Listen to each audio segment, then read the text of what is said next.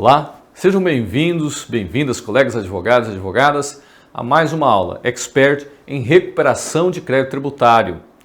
Na aula de hoje eu quero falar sobre alguns eventos importantes para o seu trabalho de prospecção e auditoria sobre a folha de pagamento. Eu sou Marcel Leal, advogado tributarista, no qual tenho dedicado a compartilhar as teses que foram fundamentais para o sucesso do meu escritório. E faço isso em especial para contribuir com você, advogado, advogada em início de carreira ou que já está atuando, mas deseja e precisa agregar valor à sua advocacia, teses em especial, você que já desejou, Marcel, puxa, eu sempre desejei, sonhei em atuar na advocacia tributária, mas é muito difícil.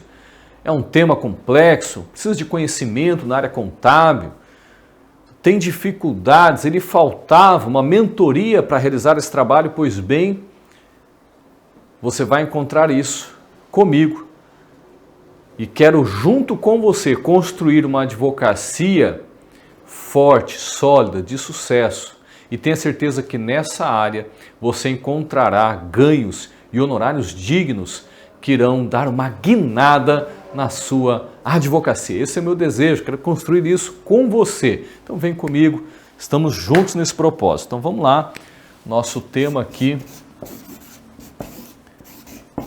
advocacia de dentro para fora, como realizar, como se tornar um expert na recuperação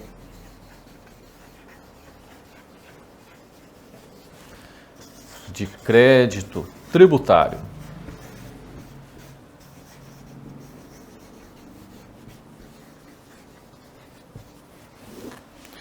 Nas aulas passadas nós já falamos sobre os fundamentos constitucionais, avançamos um pouco no fundamento legal. Eu quero hoje também dar uma repassada na Lei 8.212, fundamental para o conhecimento e aplicação dessa tese. E hoje vamos falar sobre alguns eventos importantes para efetivamente a sua prestação de serviços advocatícios, ok? E falarmos sobre a jurisprudência dos nossos tribunais superiores. Então vamos lá. Vamos falar sobre eventos. E aqui nós estamos a tratar sobre a auditoria, efetivamente sobre a auditoria tributária, tá? Vou lhe ensinar como realizar esse trabalho, auditoria tributária sobre a folha de pagamento e o entendimento dos nossos tribunais superiores. Ok? O entendimento, a jurisprudência dos tribunais é que vão lhe dar o alinhamento necessário para realizar a recuperação de créditos sobre a folha de pagamento de forma administrativa. E quando eu falo de forma administrativa, é evidente, eu estou falando de satisfação do cliente, eu estou falando de um argumento importante para a sua prospecção e efetivar o seu contrato de honorários. E, claro, a consequência de tudo isso também é o recebimento de seus honorários de forma mais rápida, célere, eficiente, de modo que você pode aqui já realizar o trabalho, já no primeiro mês efetivar uma autocompensação e gerar, portanto, os seus honorários advocatícios de forma responsável, segura e eficiente, ok?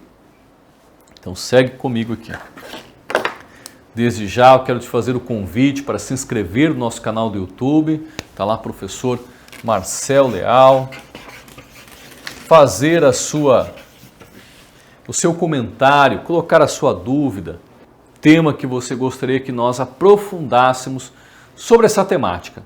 Isso vai impactar o seu cliente, vai fidelizar a sua advocacia nesse segmento.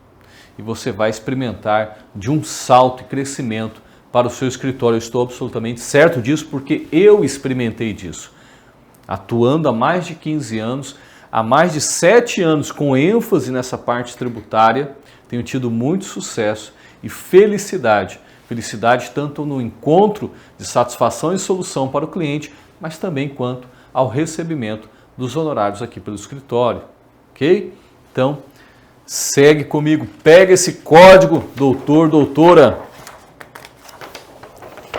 Deixa eu ver se está sendo a folhinha mesmo, porque não pode dobrar duas, não. Essa folha aqui. Folha é cara.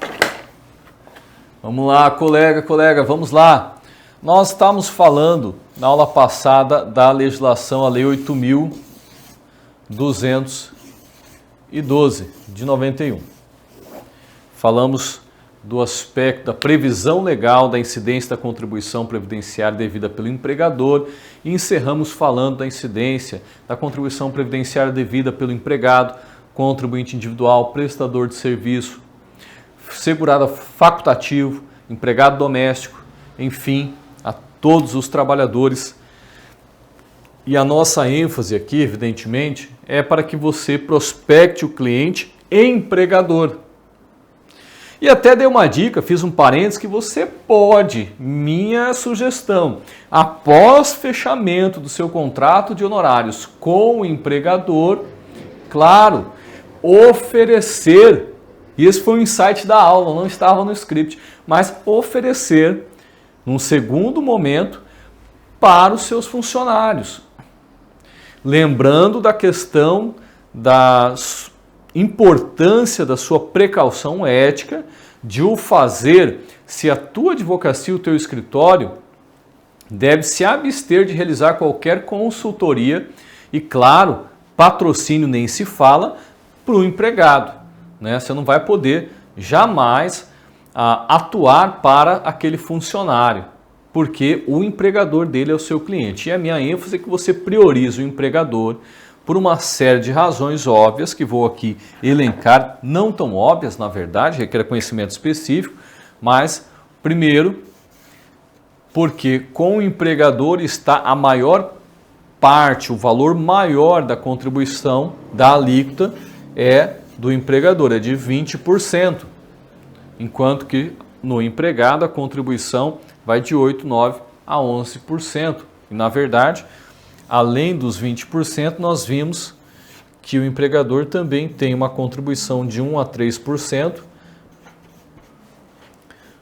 podendo ser reduzida a 50% ou majorada em 100%, dependendo do risco laboral, ou seja, se está acontecendo acidente de trabalho ou não, se a empresa realiza práticas de prevenção e solução de acidente de trabalho, então pode ter reduzido, ou se tiver tendo muito acidente de trabalho, pode ter majorado essa alíquota. Então, o grande peso na folha de pagamento, quem paga mais, quem contribui mais e ali, portanto, a recuperação tende a ser maior, é para o empregador. E, estrategicamente, você prospecta um cliente, enquanto que funcionários, empregados têm que prospectar vários, ressalvando, claro, a dica de você caminhar num segundo momento também com os funcionários, desde que isso seja uma construção com o seu cliente, ok? Você tem que ter isso também bem em mente, que você não pode ultrapassar uma barreira ética que é de, se for oportunizar para os funcionários, que seja uma construção com o empregador, tá? Se ele não lhe autorizar, evidentemente, você não deve avançar nisso, tá? E tem que ter muito cautela, tem que pensar bem, lembrando da questão da conduta ética, ok? Particularmente, a minha ênfase é para atuação exclusivamente para o empregador. Segundo ponto estratégico, claro, já mencionei, a questão de foco e você se consolidar no mercado como um advogado expert na recuperação de crédito tributário e você prospectar os clientes empresários. Lembrando que empresários, no enquadramento do direito público, não é diferente do direito comercial e direito civil, não é só a pessoa que tem um CNPJ, pessoa física pode ser considerado também empregador e pode ter também ser um cliente em prospecção interessante para a sua advocacia. No ramo da construção civil, isso é muito comum, empregadores que o fazem contratos temporários no segmento, né, para obra, com tempo determinado, específico, e não é empresa, é pessoa física. Isso é comum nas pequenas obras, claro, obras residenciais. Então você tem a questão aqui E terceiro, claro, consequentemente, você tem um ganho de honorários mais importantes. Quarto, por fim, importantíssimo mencionar, a possibilidade de recuperação administrativa, ela se dá apenas para o cliente empregador, tá bom? É apenas para a empresa. Então, a possibilidade de realizar a recuperação de crédito tributário de forma administrativa, rápida, célere, ela se dá aqui para o teu cliente empresário. Para o teu cliente pessoa física, segurado, trabalhador, necessariamente você vai ter que demandar judicialmente. E, claro, ter muita paciência para aguardar o julgamento. Esferas recursais, fatalmente existe a necessidade de defesa ou interposição de recurso, a depender de ter uma sentença com julgamento parcialmente procedente, totalmente procedente, parcialmente ou totalmente improcedente, enfim, você vai ter que manejar um recurso.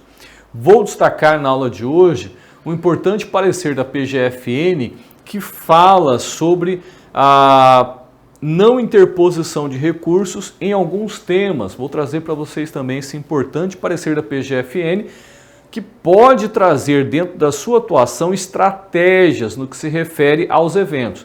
De repente você fraciona, se for necessária medida judicial, fraciona a ação, entra com ações que estão com aqueles temas já consolidados pelos tribunais superiores e os temas ainda em discussão, você abre uma segunda demanda. Por que isso? Porque você vai ter consequências diferentes. Aqueles temas consolidados, você vai ter um julgamento rápido e pode, inclusive, a PGFN não interpor recurso.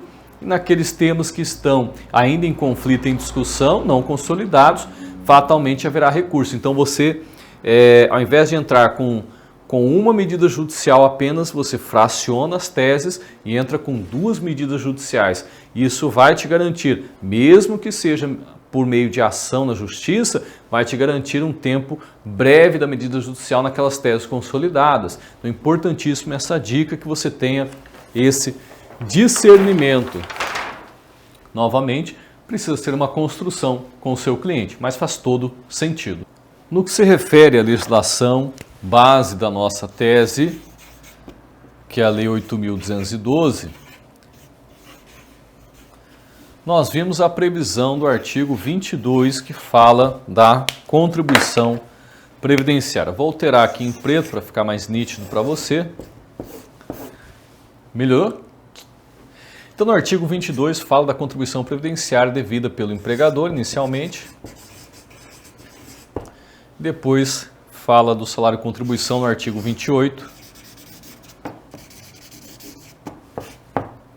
para empregado, trabalhador avulso, contribuinte individual, facultativo, enfim, para o segurado. Ok? Vimos que a previsão legal estabelece que incide a contribuição previdenciária inicialmente dita sobre retribuição ao trabalho ou prestação de serviço, ou seja, existe uma relação íntima entre a incidência da contribuição previdenciária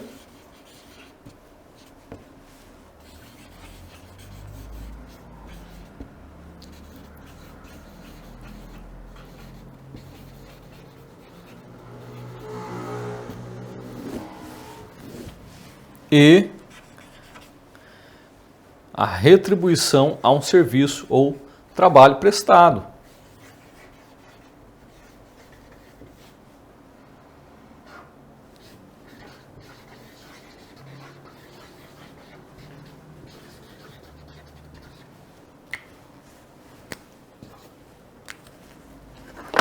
Esses dois aqui estão ligados intimamente, indissociáveis entre si. A contribuição previdenciária deve ter como base a retribuição ao trabalho, jamais sobre eventos que tenham natureza indenizatória. Tá ok? Então isso aqui é importantíssimo. Nas aulas passadas nós trouxemos esse fundamento constitucional e o fundamento legal. Considerando assim,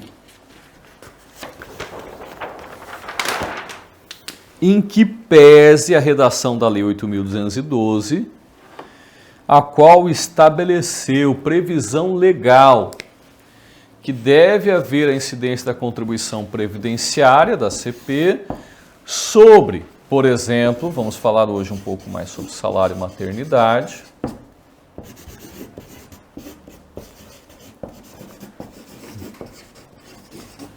Sobre o terço constitucional de férias,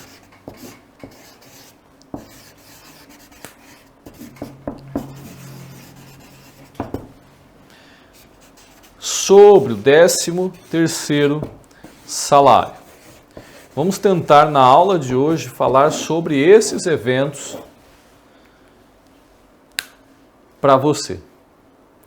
Tem outros eventos que mas vamos tentar focar aqui nesse em especial, no terço constitucional de férias, o qual nós tivemos uma grande guinada na jurisprudência, tínhamos consolidado o entendimento favorável ao contribuinte e até então estávamos realizando a recuperação sobre esse evento, realizei para vários clientes, porque tínhamos a decisão do STJ, mas tivemos uma mudança aí no entendimento e, portanto, hoje esse evento não deve ser recuperado sob pena de se fazer de má fé e sofrer a glosa junto à Receita ou, evidentemente, a consequência de uma condenação de sucumbência para o seu cliente. Mas eu vou trazer aqui a explicação, o sentido, porque eventualmente você que está nos assistindo há mais tempo já pode ter prospectado o cliente, realizado inclusive a recuperação. E aí, Marcel, como ficarei? O que posso fazer agora? Você precisa entender que o julgamento do Supremo está aguardando uma decisão do efeito modulatório dessa decisão, e isso é importantíssimo e parece muito razoável, porque o fizemos com boa fé. Boa fé em qual sentido? Por quê, Marcel? Vamos lá, vou te explicar. Bom, no que se refere a esses eventos aqui, vamos entrar no julgamento do nosso Superior Tribunal de Justiça. Especial, anote esse recurso, o RESP número 1.230.957, com origem no Rio Grande do Sul. E aqui mandaram um abraço aos nossos colegas gaúchos.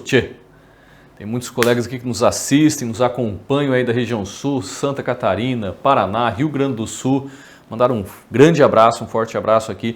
Essa tese, esse tema, temos que brindar, os gaúchos veio lá do sul. E nesse recurso especial foi fantástico, porque o nosso tribunal decidiu de forma favorável sobre o terço constitucional de férias. E não só o STJ tinha esse entendimento, mas também o Supremo, não a nível de repercussão geral, mas o Supremo nós tínhamos já precedentes. Eu vou mencionar aqui o julgado do Supremo Tribunal Federal, aí número 712.880 em agravo regimental. Relatoria do ministro Ricardo Lewandowski, na decisão da primeira turma do Supremo, julgado em 26 de maio de 2019, o qual dizia que, vou ler a ementa para vocês, tributário, contribuições previdenciárias, incidência sobre terço constitucional de férias, impossibilidade, agravo, improvido. A orientação do tribunal é no sentido de que as contribuições previdenciárias não podem incidir em parcelas indenizatórias ou que não incorporem a remuneração do servidor. Veja que aqui o tema estava ligado ao segurado, vinculado ao regime próprio de previdência social, mas a ênfase, o fundamento é semelhante, ou seja, a contribuição previdenciária não pode incidir em parcelas indenizatórias, eventos da folha com caráter e natureza indenizatória, que não há retribuição ao trabalho. Entendemos, portanto, que havíamos consolidado o entendimento sobre esse evento, o terço constitucional de férias. O julgado do STJ foi decidido, esse julgado aqui do STJ foi decidido, inclusive em sede de recurso repetitivo. E aqui está a linha de atuação de boa-fé, ok? Se porventura você tenha realizado a recuperação da contribuição previdenciária sobre o terço constitucional de férias,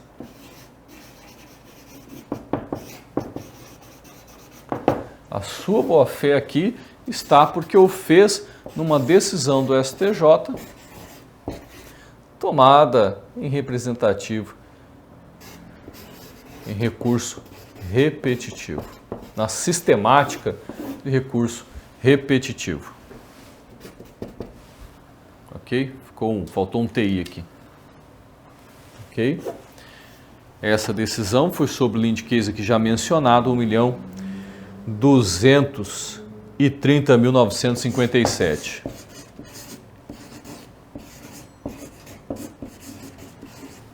Do Rio Grande do Sul.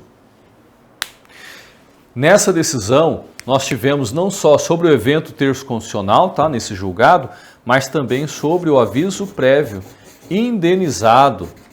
Olha só, o próprio nome, né? Aviso prévio indenizado. Pois é, Marcel, tinha incidência da contribuição?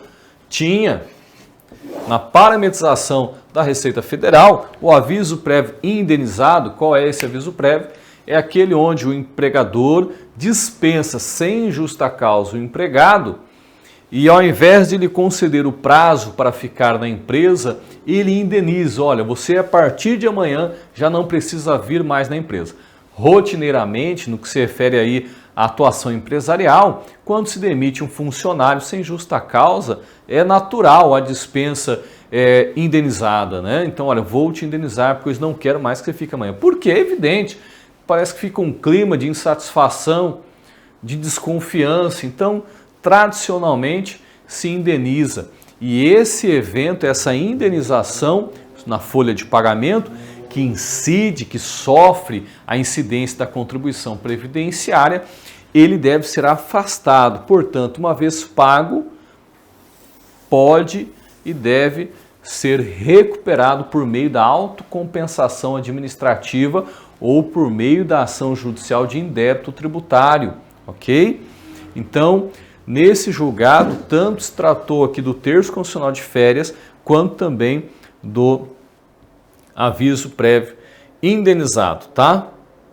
No que tange a incidência sobre os valores do adicional de terço constitucional de férias e aviso prévio indenizado, portanto, o Egrégio Superior Tribunal de Justiça realinhou sua jurisprudência a fim de acompanhar o entendimento à época firmado pelo Supremo Tribunal Federal a respeito do tema, chegando à conclusão de que sobre referidas verbas, ante seu caráter indenizatório e desse modo não remuneratório, não deve haver a incidência da contribuição previdenciária, conforme agora eu vou trazer alguns trechos dessa decisão, tá bem? A ementa desse julgado traz assim: processual civil, recursos especiais, tributário, contribuição previdenciária a cargo da empresa, regime geral da Previdência Social, portanto, quando ele fala regime geral, é bem o nosso caso, estamos tratando aqueles vinculados ao INSS, tá bom? Discussão a respeito da incidência ou não sobre as seguintes verbas: terço constitucional de férias, salário maternidade, salário paternidade, aviso prévio indenizado.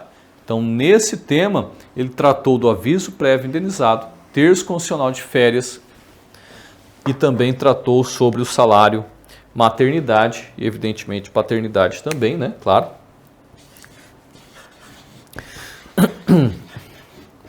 Não faz sentido se fosse diferente, né? Que o afastamento por conta desse momento fantástico, maravilhoso na vida tanto da mulher quanto do homem, salário maternidade e paternidade, ok? E do aviso prévio indenizado já colocamos aqui, importância paga nos 15 primeiros dias que antecedem ao auxílio-doença. também ele tratou sobre o auxílio-doença, vamos tratar em outra aula. Vamos com ênfase ao terço constitucional de férias. No que se refere ao adicional de férias relativo às férias indenizadas, a não incidência da contribuição previdenciária decorre de expressa previsão legal do artigo 28, parágrafo 9º, no que se refere às férias indenizadas, redação dada pela Lei 9.528 de 97. Agora, em relação ao adicional de férias concernente às férias gozadas, que é o terço constitucional das férias gozadas, tal importância possui nítida natureza indenizatória compensatória e não constitui ganho habitual do empregado, razão pela qual sobre ela não é possível a incidência da contribuição previdenciária a cargo da empresa. A primeira sessão do STJ, no julgamento do agravo regimental, nos embargos do RESP 957.719, de origem de Santa Catarina, relatoria do ministro César Asfur Rocha, de 2010, ratificou o entendimento das turmas de direito público desse tribunal, adotando a seguinte orientação: jurisprudência das turmas que compõem a primeira sessão dessa corte consolida esse sentido de afastar a contribuição previdenciária do terço constitucional de férias, também de empregados seletistas contratados por empresas privadas. Portanto, aqui, no que se refere ao terço constitucional de férias gozadas, o STJ consolida o entendimento no sentido de afastar diante do seu nítido caráter indenizatório, compensatório. Ou seja, não há relação com a prestação de serviço. Retribuir o trabalho prestado tem em sua natureza caráter indenizatório compensatório, portanto, devendo ser afastado e sendo afastado, cabe a atuação do expert para recuperar tais valores pagos, contribuídos pelo empregador, e minha sugestão que o faça por meio da autocompensação previdenciária. E tínhamos, portanto, esse entendimento, até então consolidado no STJ, até então alinhado com o Supremo Tribunal Federal, e até então porque esse entendimento mudou, no que se refere ao terço constitucional de férias, tá? Mudou no Supremo Tribunal Federal. Então, nos demais eventos, permanece consolidado e alinhado. Mas, no que se refere aqui ao terço, a nossa ênfase é que o Supremo hoje mudou o entendimento, como tem ocorrido aí nos últimos meses, né? Uma mudança de entendimento drástica e brusca do nosso Supremo Tribunal Federal. Mas aqui, volto a dizer, mantemos os eventos salário maternidade, paternidade, mantemos os eventos possibilidade da recuperação no aviso prévio indenizado, tá? E os 15 primeiros dias, que vai ser depois um objeto de aprofundamento. Os 15 primeiros dias de afastamento do auxílio-doença. Como que é isso, Marcel? Onde que tem incidência? O INSS que paga? Vamos depois tratar sobre o auxílio-doença. Quero aqui, estamos caminhando aqui para o fechamento dessa aula, destacar para vocês que quando nós temos um julgado no STJ e no Supremo ou no Supremo Tribunal Federal, tá? Não precisa ser precisa ser ou. Às vezes você tem um julgado aqui que ainda não tem precedente no Supremo, ou você pode ter no Supremo que tem um precedente divergente ou ausente aqui no STJ, mas se você tem no STJ uma decisão tomada que seja representativa de controvérsia, ou seja, pela sistemática de recurso repetitivo, ou no Supremo aqui Tribunal Federal, em sede de repercussão geral, quando você tiver no julgado semelhante a esse, você pode, na atuação para o empregador, realizar a recuperação administrativa por meio da autocompensação.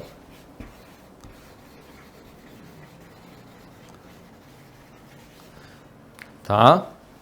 E aqui você tem na possibilidade, uma chave importantíssima, tá? Na possibilidade da recuperação administrativa, uma chave importantíssima, que é o parecer número 396 da PGFN, Procuradoria-Geral da Fazenda Nacional. Olha só o que ela fala. Visando ao mesmo tempo garantir segurança jurídica e dar celeridade aos procedimentos de compensação, a Procuradoria da Fazenda Nacional editou o parecer número 396, o qual dispensa de impugnação e, portanto, recurso de medidas judiciais fundadas em precedentes do Egrégio Supremo Tribunal Federal ou do Superior Tribunal de Justiça, julgados sobre a sistemática dos artigos 543b e 543c do nosso CPC, atuais artigos 1036 e 1040 do Código de Processo Civil, que possui a seguinte ementa: dispensa de impugnação judicial fundada em precedente do Supremo Tribunal Federal ou STJ, julgado na sistemática dos artigos 543 B e 543C, letra C, do CPC. Repercussão no âmbito das atribuições instituídas. O parecer trata sobre a adequação prática das atividades administrativas mediante a existência de dispensa de impugnação judicial em virtude de tese julgada sob a sistemática da repercussão geral, trazendo celeridade e praticidade do rito processual que acarreta abstenção de fiscalização e novos lançamentos, impedimento do procedimento de cobrança e fiscalização de crédito já constituído, impedimento da restrição contra a regularidade fiscal e inscrição no CADIM, óbice ou envio de crédito já constituído para inscrição individuativa pela PGFN. Portanto, essa chave é importantíssima você ter conhecimento, inclusive acessar e ler na íntegra esse parecer de número 396 da Procuradoria-Geral da Fazenda Nacional. Em resumo, no que se refere à recuperação de crédito tributário, na aula de hoje, eu quero que você entenda que é possível você auditar a folha de pagamento. Marcel, auditar a folha de pagamento? Sim, você vai pedir para o seu cliente folha de pagamento,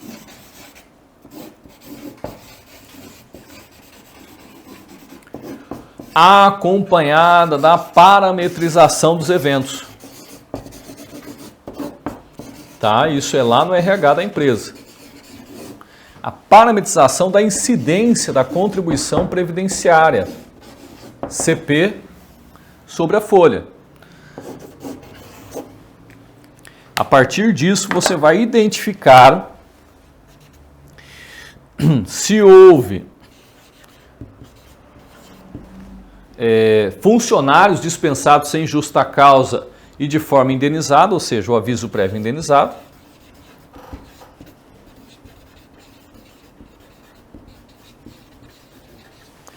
Você vai identificar se houve funcionários afastados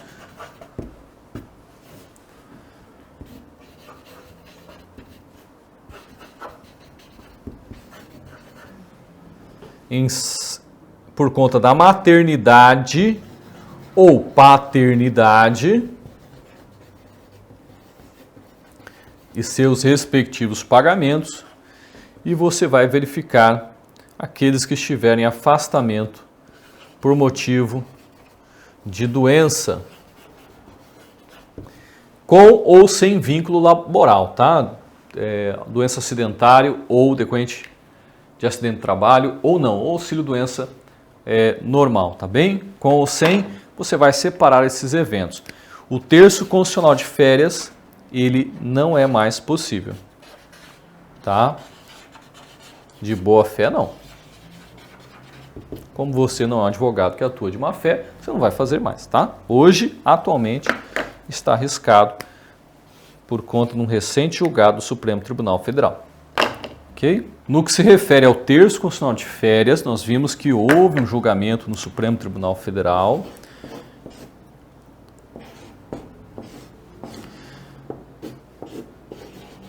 que é o tema número 985,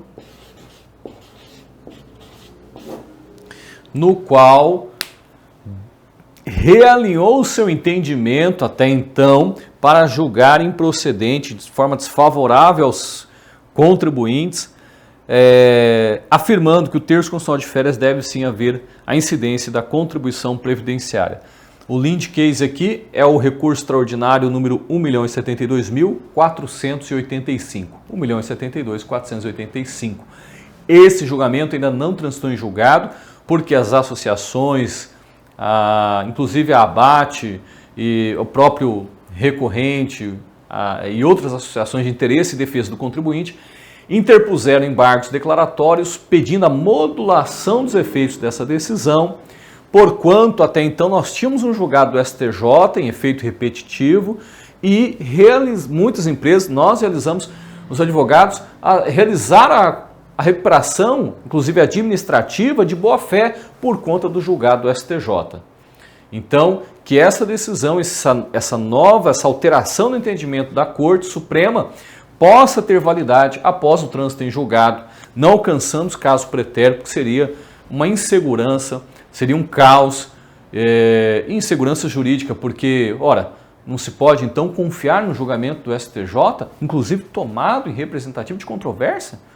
Então me parece que faz muito sentido e o que nós esperamos e ansiamos é que haja assim a modulação dos efeitos para que ocorra apenas após o trânsito em julgado da decisão do Supremo Tribunal Federal, tema, portanto, número 985.